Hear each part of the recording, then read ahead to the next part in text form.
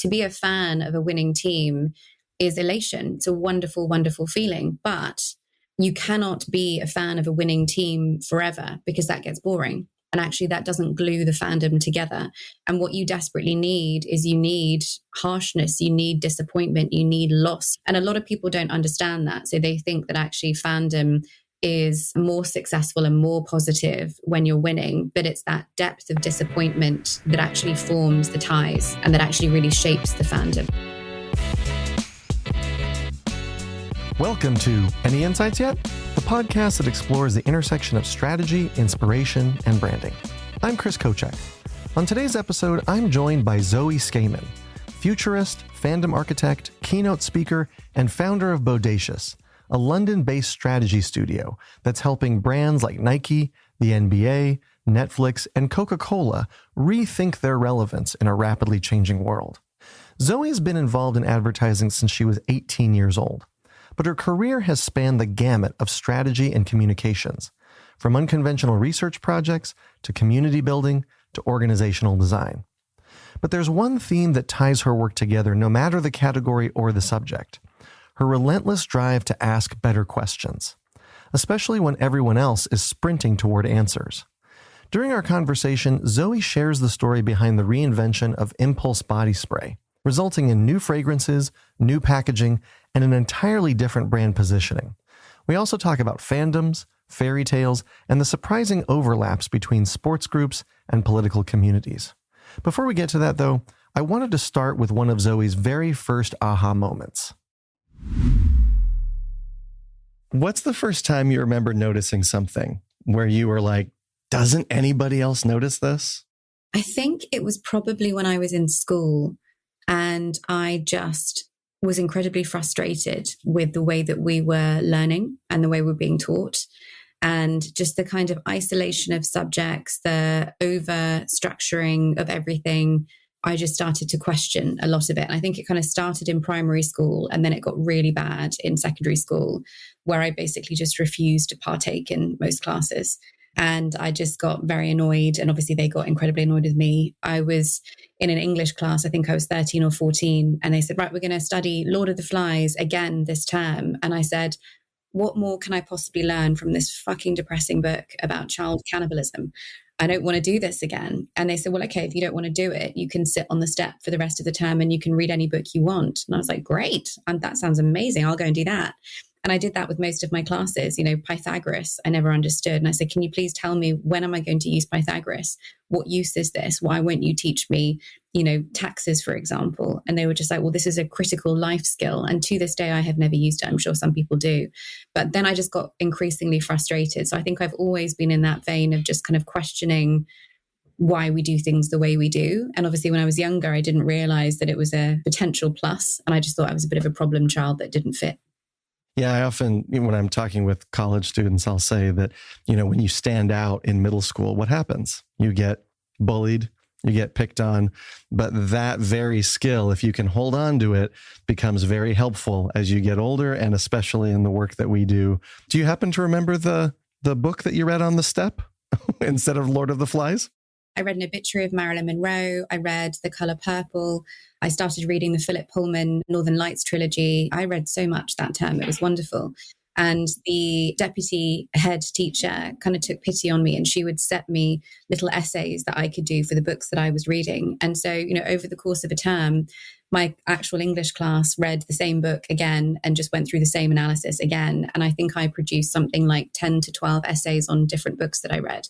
And that sort of lit my brain on fire and I loved it. And for a period of time, I had hoped that maybe they'd seen something in me or they'd seen a different way of teaching me, because I genuinely enjoyed that term so much. But then it just went back to how it always was. And I was essentially told to get back in my box. You loved learning, but they tried to beat it out of you. Yeah.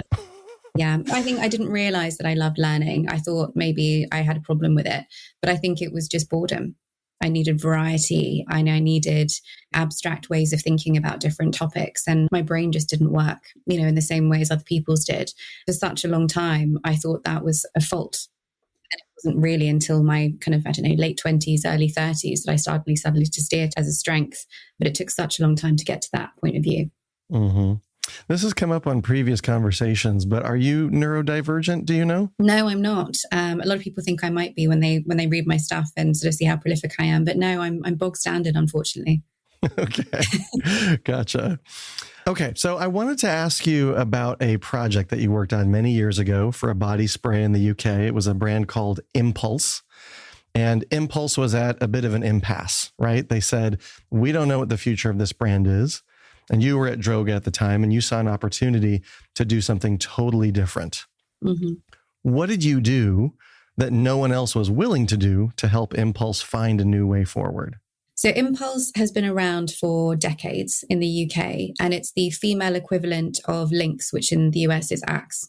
And both of them were underneath the Unilever umbrella. And the idea was that Axe as a spray and Lynx as a spray was basically positioned as, men spray your body and women will flock to you and fall upon you and fall in love with you. And, this is the sort of the great leveler so that you can, date and be as promiscuous as you possibly want. And this is going to make you an alpha male. And on the flip side, you had Impulse, which was a kind of similar positioning for women in that you would spray it on yourself and, you had to kind of trust your impulse and throw yourself at the guy and be that woman who puts herself out there. And it was kind of these sort of yin and yang positionings, but it was targeted at young teenagers. And so when they came to us, they sort of said, we need a new brand campaign for Impulse. The positioning is trust your impulse and it's about romance. I kind of put my hand up and I was like, well, hang on a minute. Are we not targeting teenage girls? And when we say teenage girls, I'm thinking like 13, 14. And they said, yeah, that's right. I said, right, but how many 13 and 14-year-olds are thinking about romance? Honestly. And they said, well, yes, but this has always been our positioning. I said, right, but can we have the opportunity before we come back with our kind of brand ideas and we get the conveyor belt turning as we normally do? Can we just have a bit of space to think about whether or not this is still the right thing decades on? And they said, actually, okay, yes, you can go and do that, which was amazing, from a client perspective, incredibly brave.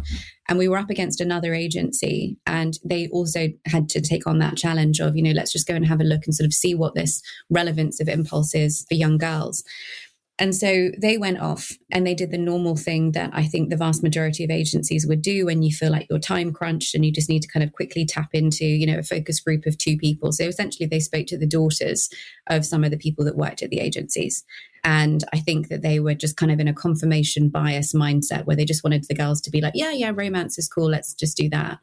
And I just thought, no, I don't want to do that. I don't want to speak to anyone's daughters. I want to go out and just hear from groups of girls in a peer-to-peer setting where they're more likely to be honest. I don't want 3 men interviewing a teenage girl in a business room. That would just be weird.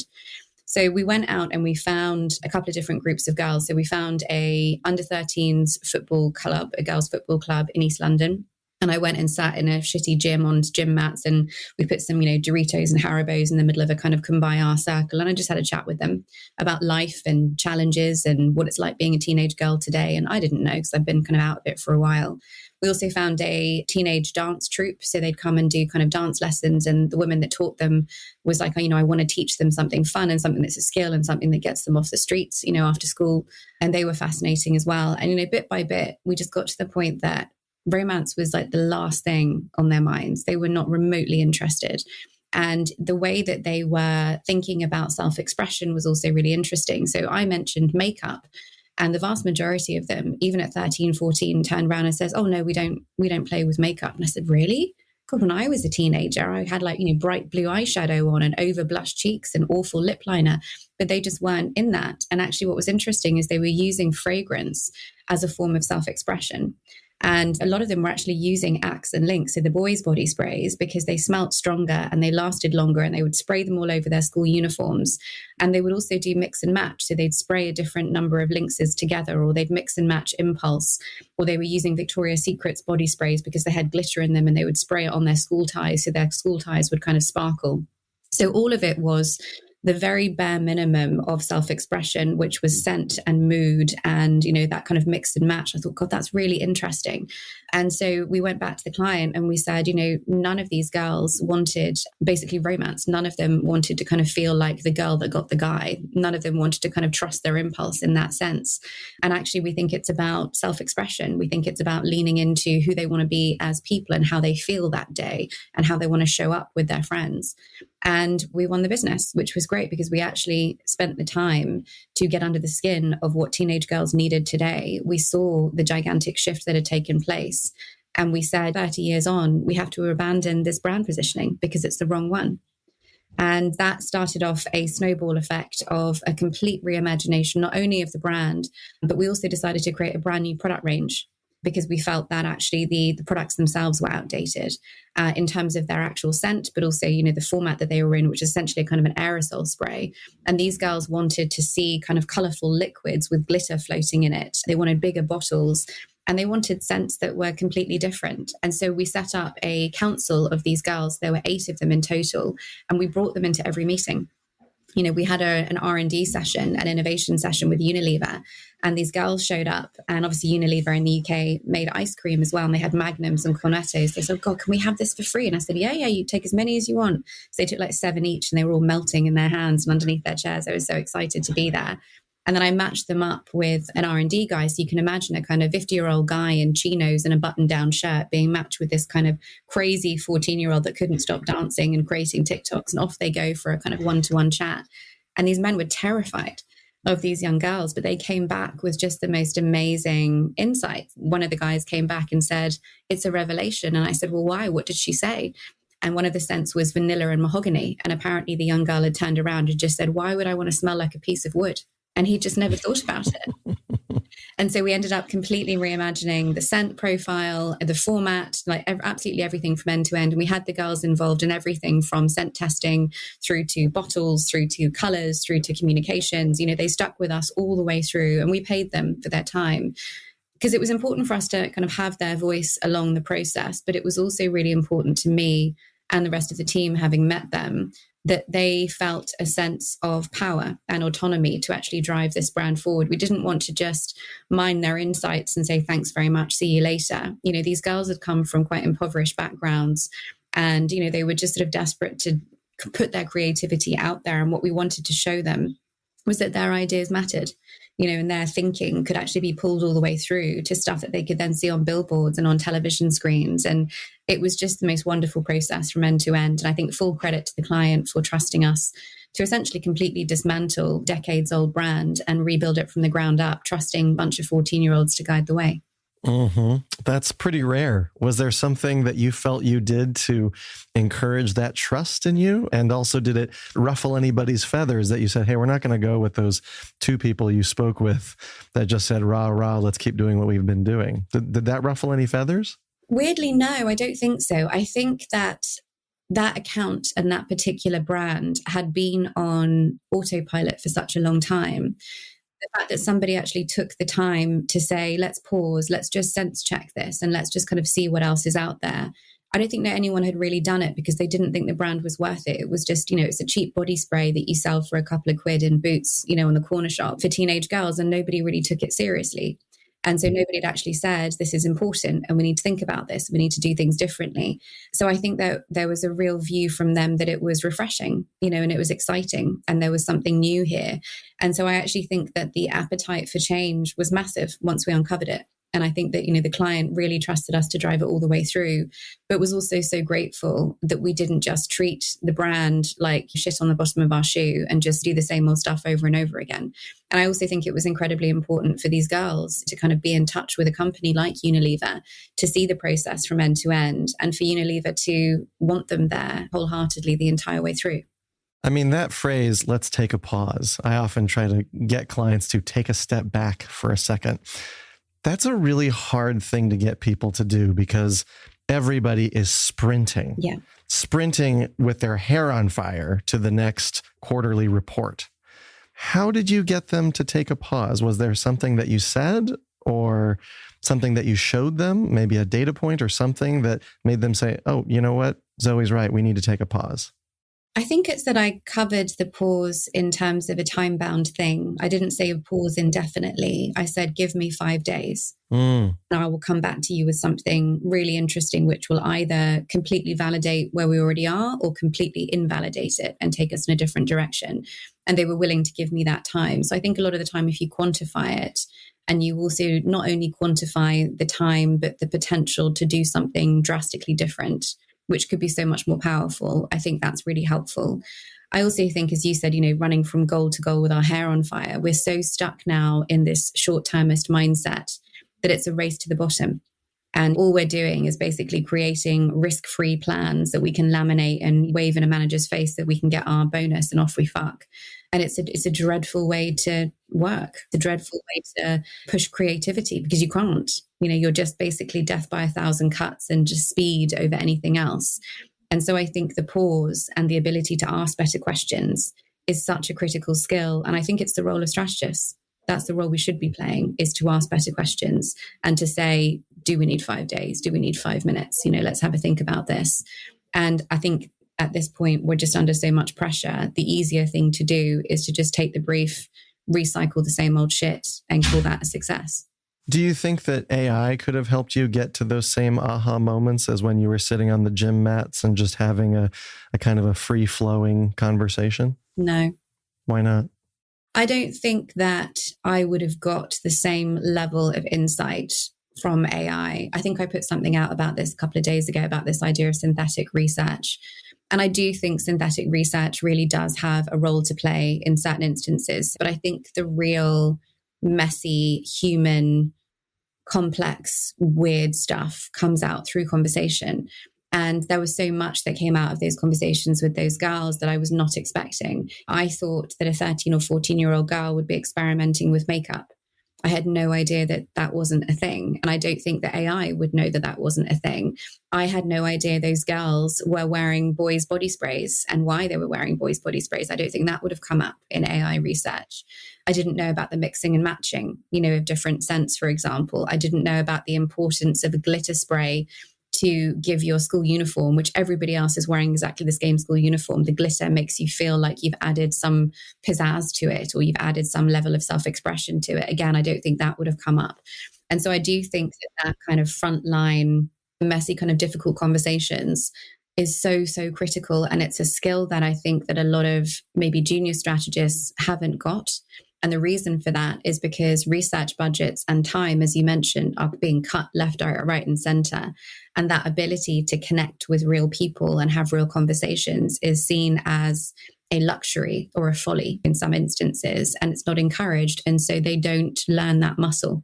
For me, that muscle has been so critical throughout my career. And it's been the one thing that I think has kind of turned some of my work into the best work it could possibly be, because it's those kind of messy, uncomfortable conversations. And let me tell you, like sitting on a gym floor, trying to get a bunch of nervous, giggling, cliquey 14-year-olds to talk to you is terrifying, because I'm sitting there and all I'm thinking about is, God, I really hope they think I'm cool.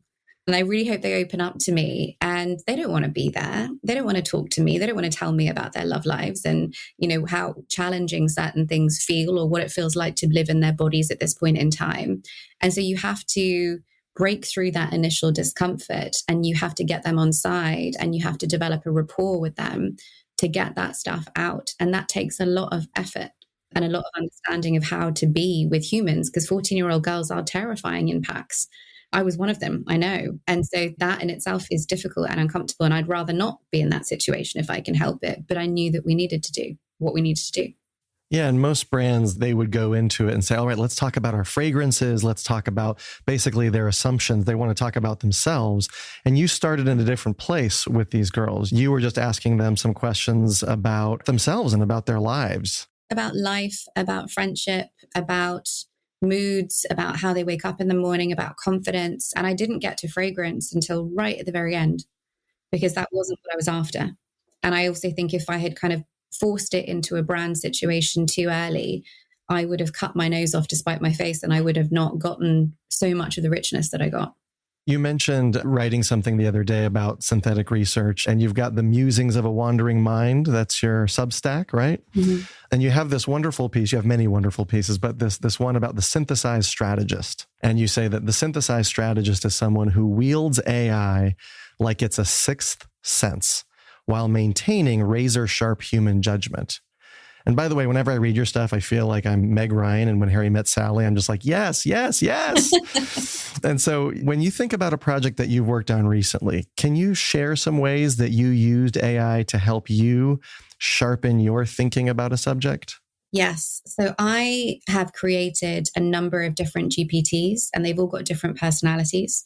So I've got one GPT, which is just me. So I've uploaded every piece of writing that I've ever done. And some people say, oh, what about copyright? But I'm not fussed about that. I'm fussed about moving my mind forward. So that GPT is essentially me, but AI. I've got another one who is my worst critic, who basically is really sarcastic and really shitty and just kind of helps me think in different ways. I've got one that is essentially a research monkey that is really good at that stuff. And I've got a couple of others. And I use them interchangeably when I'm building out new work. So, for example, when I'm putting a kind of big new piece together, I'll go into the research one and I'm just like, right, I want sources, I want stats, I want quotes, I want white papers, I want robust data and research, and they'll pull it together. Then I'll go to my sarcastic one and I'll be like, right, is this shit? And the sarcastic one will be like, yes, absolutely. I feel like I've heard this 10 times before. Yours isn't even the best version out there. Like, what is the point of even putting this out into the world? And I'm like, oh, great. Okay, cool. So how would I make this more unique? And they're just like, wow, I don't think you can. But, if you wanted to try, you might want to go down this avenue. And so it kind of pushes me to go past the obvious and then past the obvious again, and then try and get to something that feels really unique and different in terms of an angle. And I constantly saying, like, ask me questions. Why am I interested in this? Specifically, what is the angle? So I almost get that AI to interrogate me. And then that really helps distill my thinking. And then I will take a lot of that and I'll put it into my GPT and I'll be like, right, now do this in a Zoe angle. What kind of angle would I take on this? And then going through that whole process really helps me to kind of tighten my work.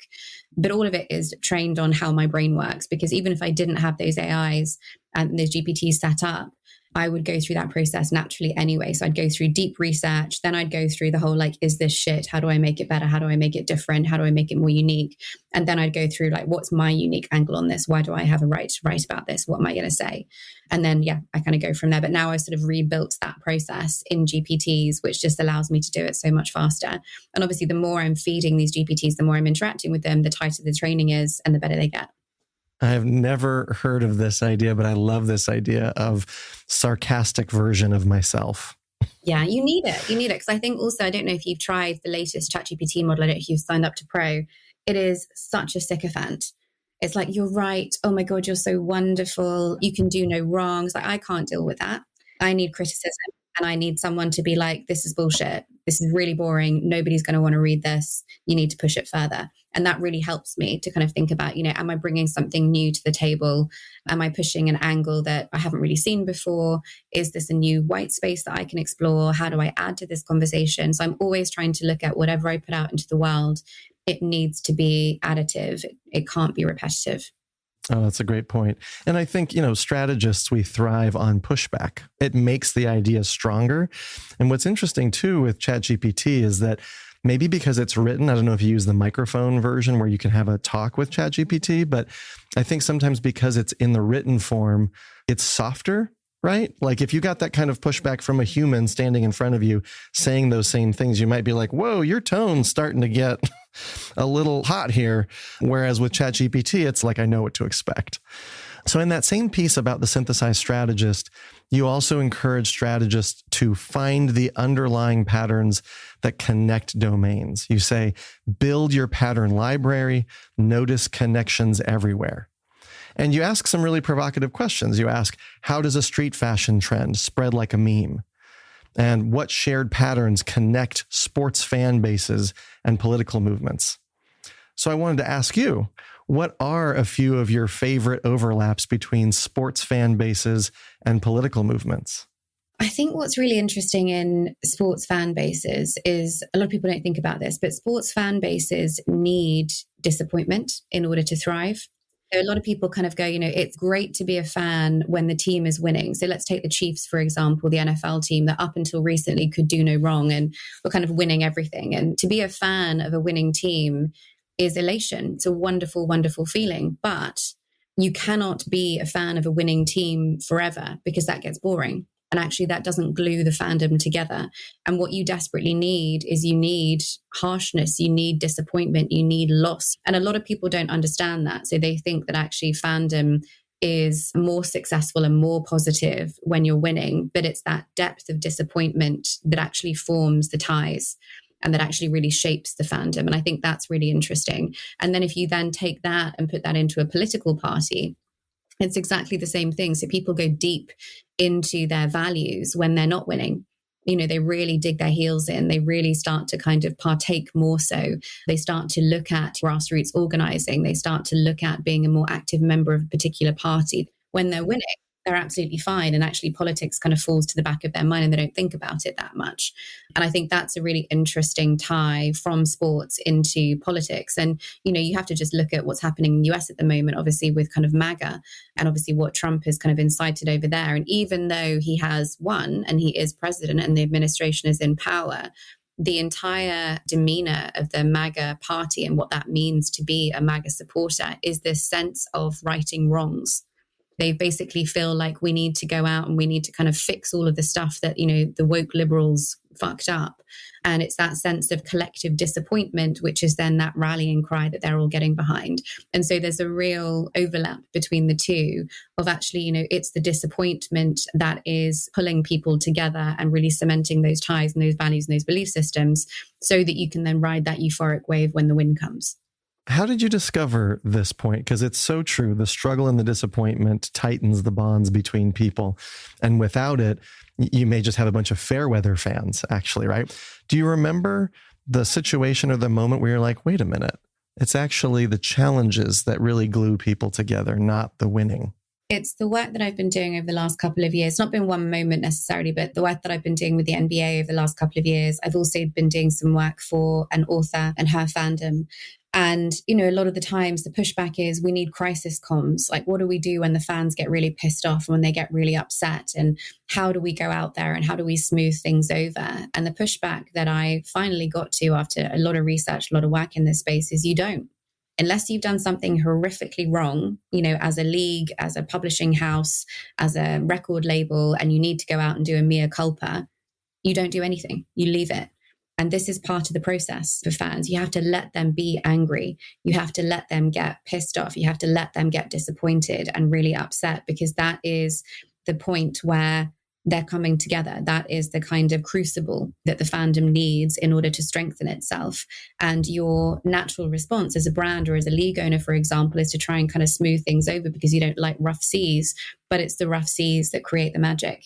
And so actually the process of me trying to figure out how to write crisis comms was basically me saying, you don't need them. We need to reevaluate what actually constitutes a crisis.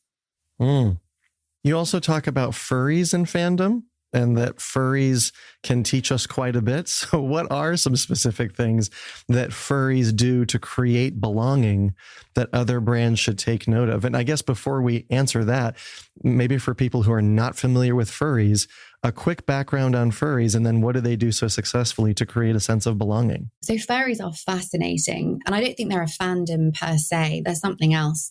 And essentially, it is adults who enjoy dressing up as anthropomorphized animals.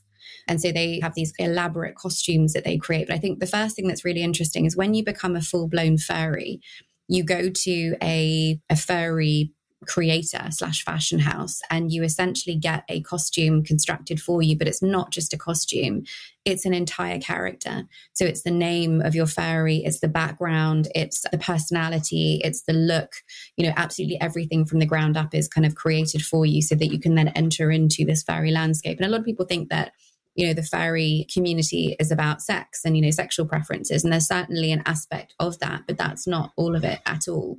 What's also interesting is they create their own media. They create their own entertainment. So a lot of them have started their own mini record labels. They've got fanzines. They've got kind of, streaming channels. And there's so much. They've got kind of community organization. They've got their own conferences.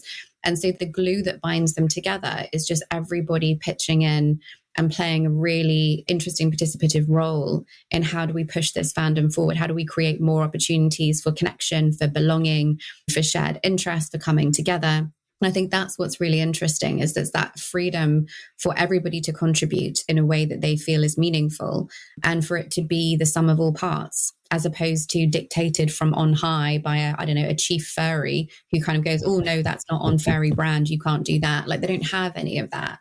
That's what makes it so interesting and so rich. It's because the co-creation and the constant pursuit of, let's build this out, let's create this ecosystem, let's pull it in lots of different directions. Everybody's voice matters, everybody's participation is critical, is so important. And I think, sometimes when we look at this from a brand perspective, we've got the guardrails on, we've got the legal guys scratching their heads, and we kind of go, oh yeah, we'd love you to be a fan, but not in that way.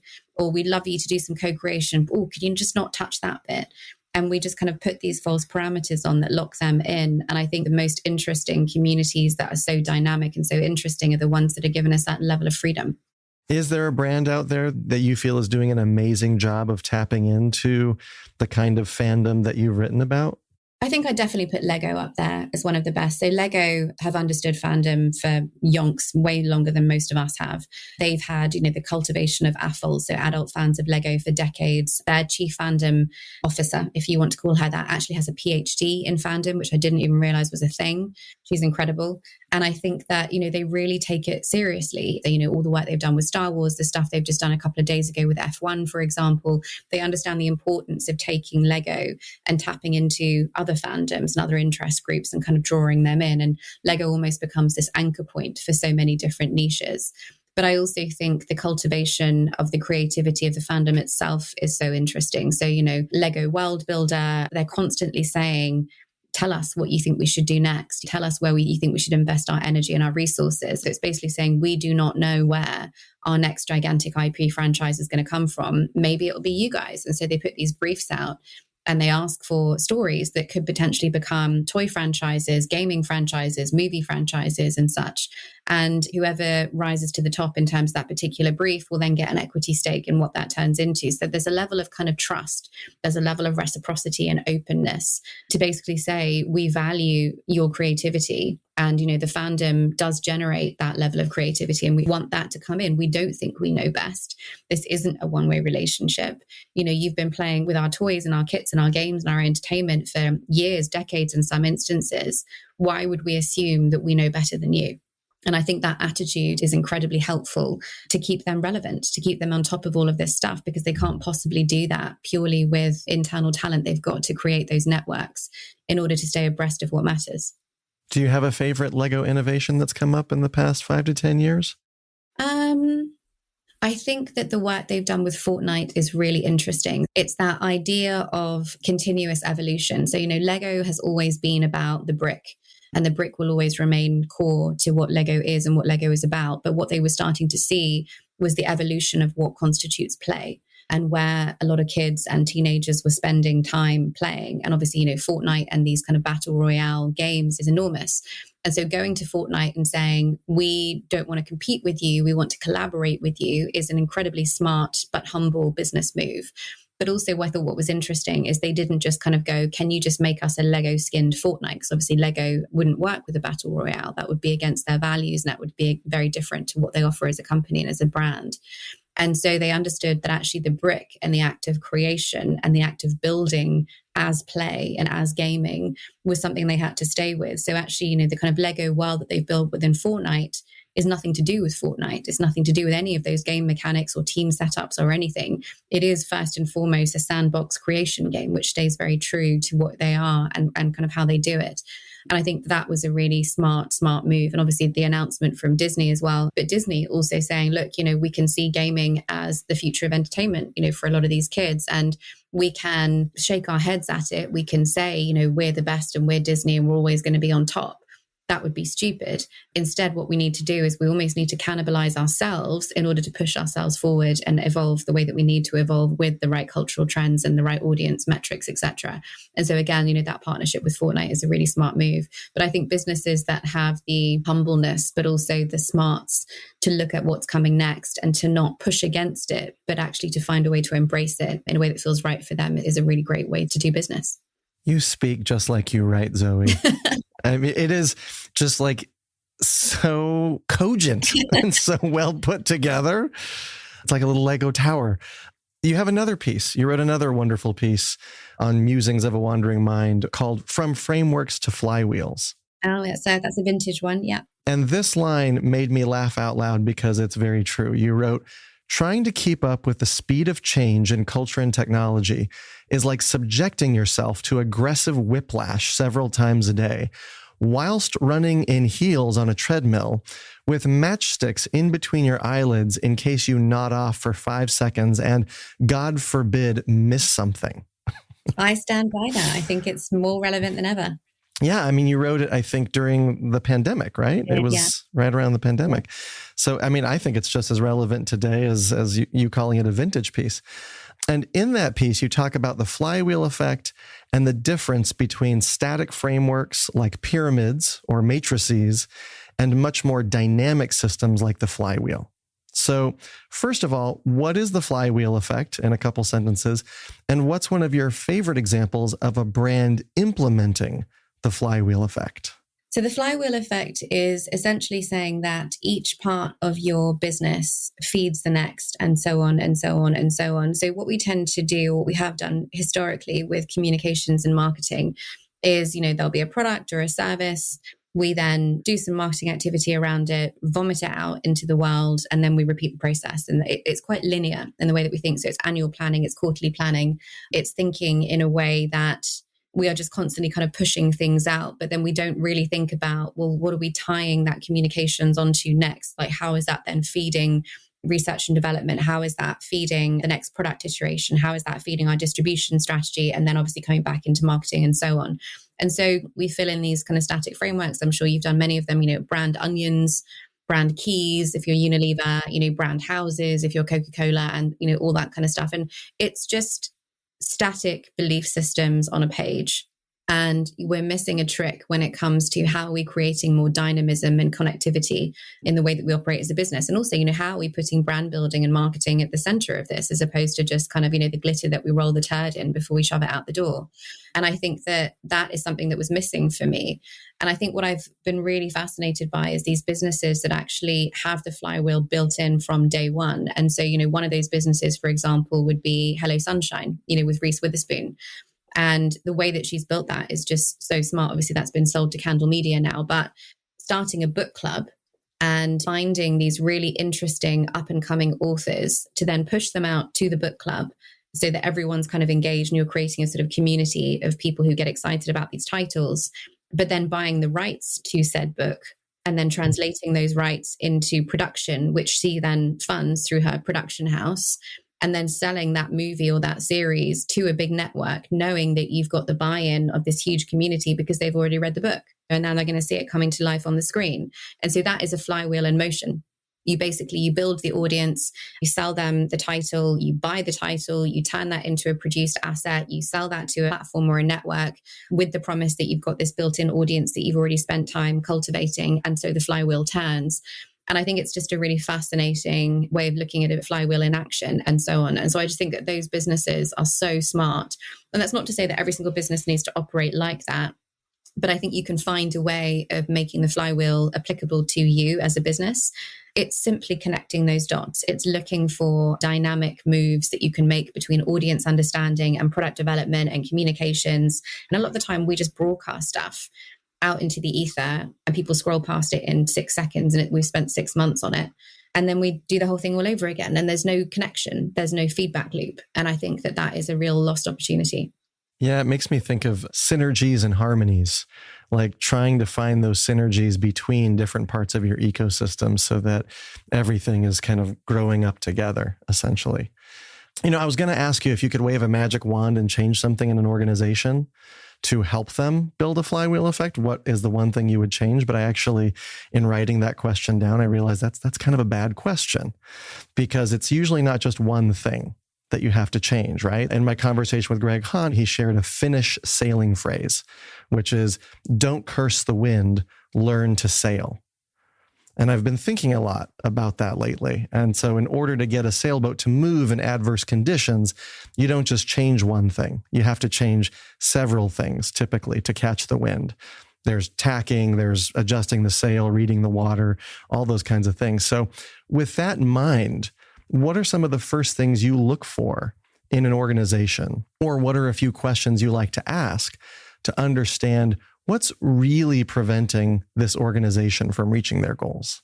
I think it's a number of different things. So I think that, one of the questions I always ask is the challenge that you're asking me to address fully within your remit, or does it touch other departments within the organization? And the answer is always yes.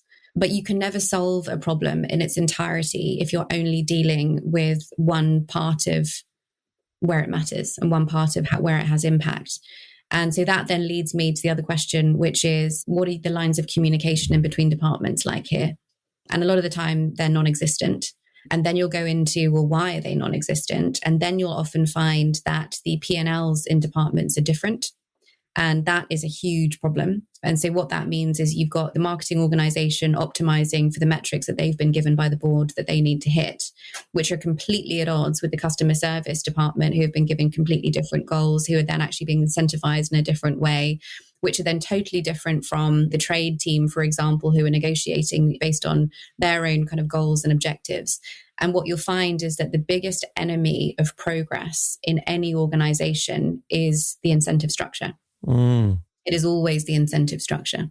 So who is incentivized to do what, why, and then how are those incentives actually at odds with one another? Which is the main issue with every organization I've ever come across, is that the incentives are clashing.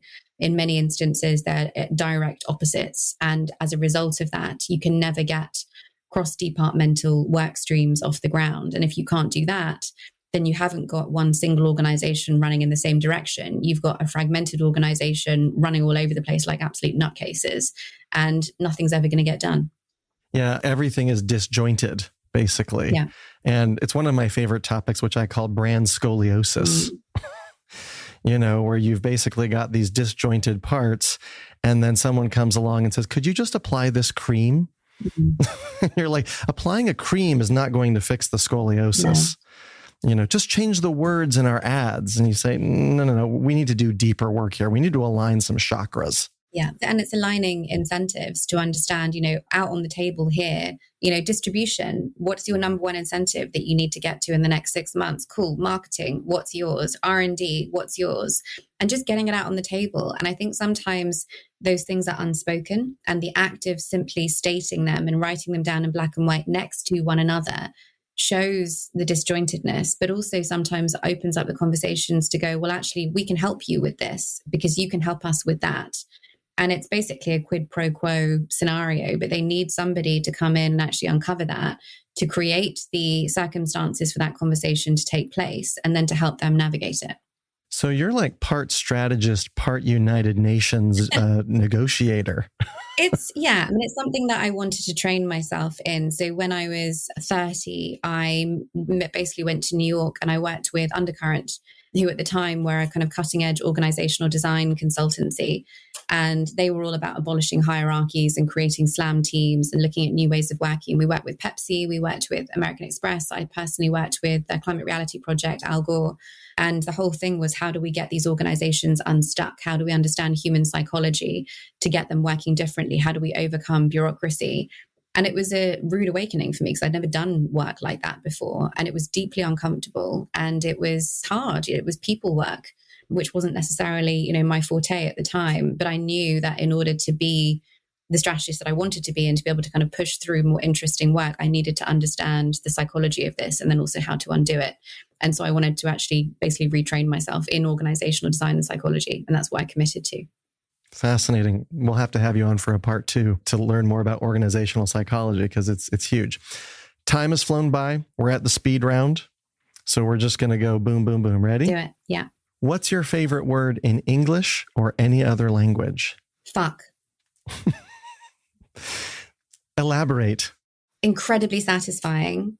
My favorite form of punctuation, and something that I think we need to say more of. All right. What was your favorite subject in school? English. Always. English literature. If you were talking to a 5-year-old, how would you describe what you do? I would say that I put lipstick on a pig. That's probably the best way of thinking about it. Yeah. I couldn't say roll a turd in glitter to a 5-year-old just yet. but similar to that. But yeah, basically I take really kind of gnarly, ugly things and I make them slightly easier and prettier. What's the most recent good book you've read, or a movie or TV show that you've watched? Books are a bit of a thing of the past at the moment with 2 kids. I pass out after reading 2 pages, but I've been really into audiobooks recently. Recently finished Hidden Potential by Adam Grant, which was fascinating. I love his work in general. He's fantastic. And TV-wise, I am devouring Mobland, which is the new Guy Ritchie series, which is British gangster, lots of swearing, lots of use of the word fuck, which obviously works very well for me, and Tom Hardy, which is a perfect combination. You seem like you get interested in a lot of interesting subjects, but what is one subject you recently got super interested in and you just went down a rabbit hole, not because it was related to a project, but because of insatiable curiosity? Fairy tales, folklore, and mythology, which is currently where I'm at. So I am speaking at Russell Davies' Interesting Conference next week. And the idea is you get 10 minutes. You're not allowed to talk about anything remotely work related. And that's it. And I've been reading loads of fairy tales to my daughter recently. And I just thought, well, that'd be interesting. What if I could reframe fairy tales? And so I wrote a 10-minute talk, which was fairy tales as emergency survival manuals for civilizational collapse. And it was a kind of tongue-in-cheek, jokey thing to start off with. But then I started going deeper and deeper and deeper. And now I have 42 pages of in-depth narrative and story around mythology, fairy tales, folklore, and what it means for modern day society, and potentially how we can start to reconstruct the future with new myths. What's one of the most interesting jobs you had before you got into the work that you do now that has helped you do your job better? I didn't really have a job before. I got into advertising when I was 18. So the only jobs I really did before was waitressing, which I got fired from, babysitting, which I was shit at because I had no patience for it. And so I worked at Gap for a period of time, which was, God, that was awful. So I had to stand at the front door and say happy holidays in a fake American accent during Christmas. And it was just horrendous. Never again.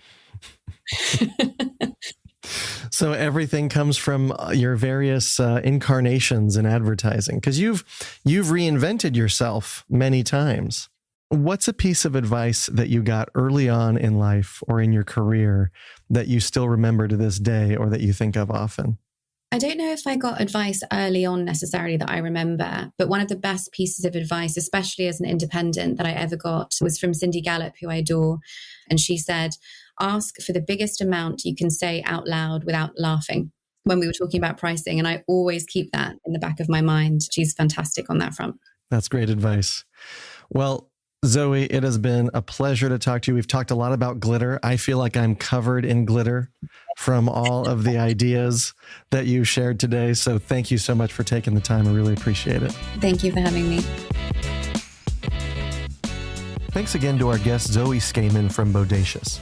If you want to connect with Zoe, you can find her on LinkedIn. You can also access all of her brilliant and beautifully designed thought pieces at her Substack, Musings of a Wandering Mind.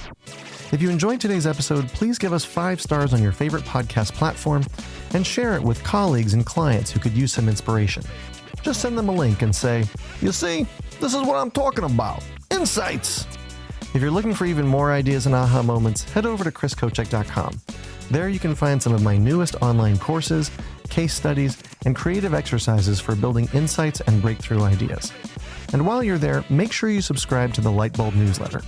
Every Thursday, I share 3 aha moments that are guaranteed to inspire your next project, creative briefing, or campaign.